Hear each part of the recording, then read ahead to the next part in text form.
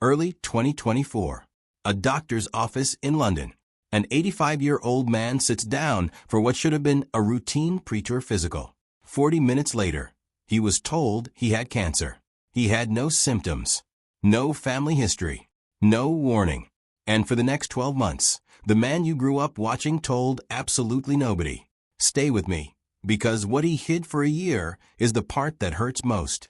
His name is Sir Cliff Richard, the British pop legend with over 250 million records sold worldwide.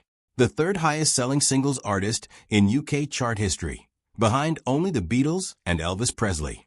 And in early 2024, he was 84 years old and about to fly to Australia and New Zealand for another tour. That tour required a medical exam. He almost treated it as paperwork, but the results came back wrong.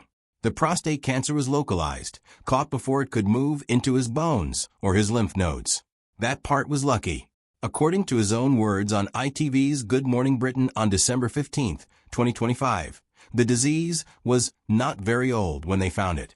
Then came 12 months of quiet treatment, 12 months of scans, blood tests, specialist appointments, 12 months of walking on stage, smiling at audiences, signing autographs, while carrying a secret most men his age would have told the entire world. He told no one, not his fans, not the press, not the millions who had heard his voice on Christmas radio every December since 1988. Why? Because at 85, after everything he had already lost, Cliff Richard had learned exactly what happens when cameras find out something private about you before you are ready. Pause. He had learned it the hard way. He had learned it in August 2014. And to understand why he hid this, why a man who has spent 7 decades on television suddenly decided silence was safer than headlines, you have to go back to the morning a helicopter showed up over an empty apartment in Berkshire. August 14, 2014. A Thursday morning over Sunningdale, Berkshire. The sky is quiet. Until it isn't. A helicopter starts circling above an apartment complex called Charters Estate.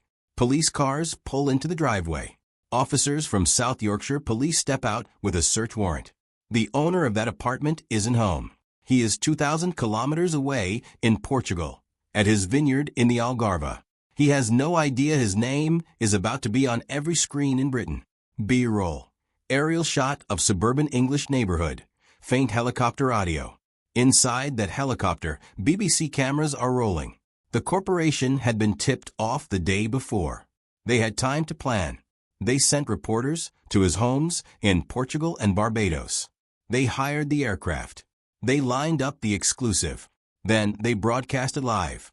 44 separate BBC television broadcasts on day 1. 15 more on day 2. Each one repeating the same story. Police were searching the home of Sir Cliff Richard over a historical child sex abuse allegation. Sir Cliff was 73 years old. He found out the way the country found out from a screen. Friends were calling him in Portugal.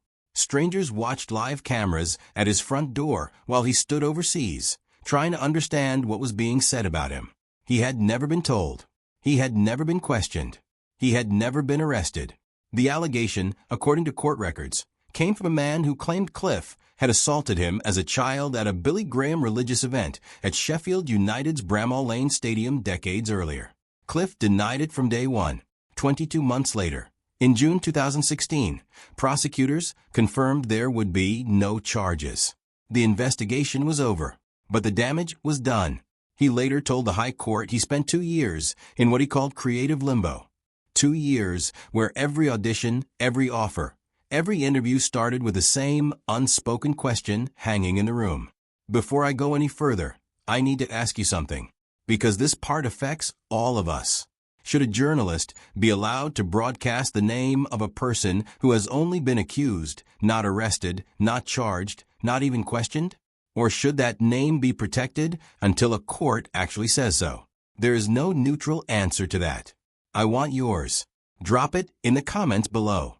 I read every one. Because in 2018, after a 13-day trial, Mr. Justice Anthony Mann ruled the BBC had infringed Sir Cliff's privacy in a serious and sensationalist way. Cliff was awarded £210,000 in damages. The BBC paid £850,000 in legal costs. South Yorkshire Police had already settled separately for £400,000. He won, but winning had a price. The case cost Sir Cliff £3.4 million to fight. To clear his own name, he spent more money than most people will earn in a lifetime. And when the cameras finally turned off and the headlines moved on, when Sir Cliff walked back into his apartment as a cleared man, there was only one person who had truly held him steady through all of it. The same man who had lived in his house for 30 years. His name was Bill Latham. And to understand who Bill was to Cliff, you have to go back to the early 1960s. Bill was a religious studies teacher. Cliff was a young pop star who had just become Britain's answer to Elvis Presley. They met somewhere in that gap between Bill's classroom and Cliff's recording studio. And what started as a friendship turned into something almost no celebrity ever gets. A person who knew him before the fame and stayed long after it. In the 1960s, Bill introduced Cliff to the Christian faith that would shape every decision he made for the next 60 years. He led him to American evangelist Billy Graham. He pulled him out of the rock and roll lifestyle his record label had built around him. And eventually, Bill left teaching altogether to help manage Cliff's career. Then he moved in. For 30 years, from the 1960s until 1996, Bill Latham lived inside Sir Cliff's mansion in Weybridge, Surrey. Bill's girlfriend lived there with them. They shared meals. They shared tours. They shared a faith the British tabloids could never quite understand. The press wrote what the press writes. They invented stories about what kind of bond two men could possibly have under one roof for that long. Cliff has answered them publicly, more than once. He is not gay. Marriage, he has said, is sacred to him. The truth about Bill was simpler than the headlines wanted. They were brothers in faith. Bill retired from Cliff's management team at the end of 2010. He moved out of the mansion, but he never moved out of Cliff's life. And here is the part that breaks something open. In December 2022, Bill Latham went into hospital. He was 84. His health had been quietly failing for weeks. Cliff visited him in those final days, sat with him, and in the early hours of one cold morning, Bill was gone. On December 29, 2022, Sir Cliff posted on Facebook. He didn't release a statement through his publicist. He didn't go on a morning show. He wrote it himself. The first 3 words he wrote were, "Yet another loss.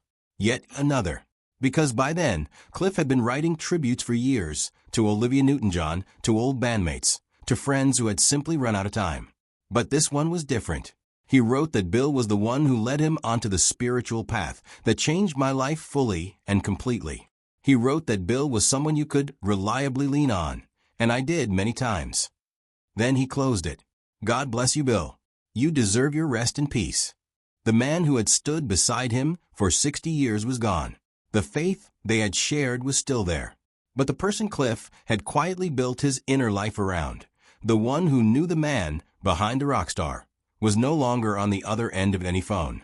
And that is when the houses started feeling bigger. When Sir Cliff isn't on tour, he splits his time between 3 homes. The first is in Barbados, a property called Coral Sundown, in the exclusive Sugar Hill Estate. 6 bedrooms, 2.5 acres of land, tennis courts, 2 swimming pools, marble flooring. He bought the plot in the 1990s and built it from scratch. For 3 summers in a row starting in 2003. Then, Prime Minister Tony Blair brought his family there on holiday. In late 2017, Sir Cliff listed the villa for £6.8 million. The second home is in Portugal, a quiet vineyard estate in the Algarve, surrounded by olive trees and hills that catch the sunset in a way most postcards can't capture. He has owned it for decades. He bottles his own wine there.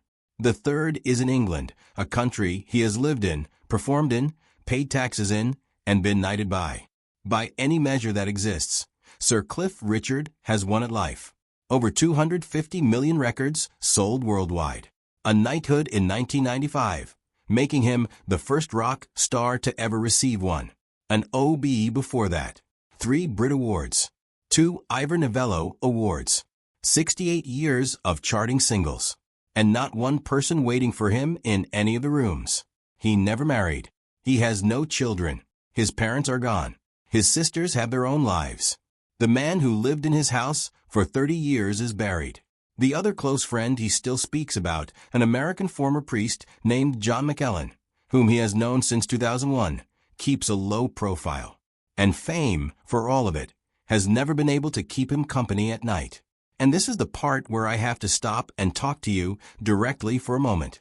If you have made it this far, if you are starting to see this man not as a celebrity, but as a person, then you already understand why I'm telling this story the way I am. There are entire chapters of Sir Cliff Richard's life the British press never covered properly. The friendships, the quiet years between the headlines, the decisions a man like this makes when nobody is filming. If you want me to keep telling them, hit subscribe right now. Because the story you are hearing today is one chapter of many. I'm covering the rest of them, one human, honest video at a time. Don't miss the next one. Now back to the houses. 6 bedrooms in Barbados, multiple in Portugal, a flat in England. And every morning, Sir Cliff Richard wakes up in one of them, makes himself breakfast, and decides what an 85-year-old man does with a day that has no children to call, no spouse to sit across from, and no Bill Latham downstairs in the next room. He picks up the phone, he calls his band, and he books another tour. The tour was called Can't Stop Me Now. Read that again. Sit with it. The man who turned 85 last October named his 2025 concert tour after a sentence that sounded less like a slogan and more like a personal warning. To anyone wondering when he was finally going to slow down, he never did. He played through all of 2025. He sold out venues across the United Kingdom. He smiled for camera after camera, never once letting anyone know that a year earlier he had been told he had cancer. And in 2026, he announced more dates. The tour business is brutal at any age. The buses, the hotel rooms, the vocal exercises, the security.